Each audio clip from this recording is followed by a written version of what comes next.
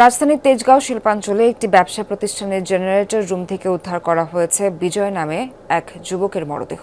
4 দিন ধরে নিখোঁজ থাকার পর রোববার রাতে তার মরদেহ উদ্ধার করে পুলিশ। রোববার সন্ধ্যায় আইডিসি লিমিটেড ভবনের জেনারেটর রুমে কাউকে আটকে রাখার অভিযোগ পায় শিল্পাঞ্চল থানা পুলিশ। পরে তালা ভেঙে সেখান থেকে উদ্ধার করা হয় বিজয়ের মরদেহ।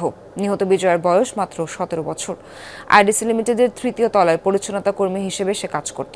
গত বৃহস্পতিবার বিকেল থেকে তার কোনো খোঁজ পাওয়া যাচ্ছিল না বলে জানান স্বজনরা। ঘটনাটি হত্যা বলে ধারণা করছে পুলিশ। এ ঘটনায় মামলা দায়ের এবং অভিযুক্তদের গ্রেপ্তারের প্রক্রিয়া চলছে, এমনটা জানিয়েছে তেজগাঁও শিল্পাঞ্চল থানার অতিরিক্ত পুলিশ কমিশনার আব্দুল্লাহ আল ইমরান।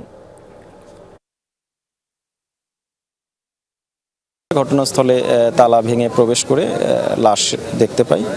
তো প্রাথমিকভাবে এইটি আমাদের হত্যাকাণ্ড বলেই মনে হয়েছে। আমরা অনুসন্ধান এবং পর্যায়ে রয়েছে। তো এটা পোস্টমর্টমের জন্য লাশটাকে মর্গে পাঠিয়ে দেওয়া হয়েছে। তো আশা করি সঠিক অনুসন্ধানের মাধ্যমে প্রকৃত কারণ উদ্ঘাটিত হবে।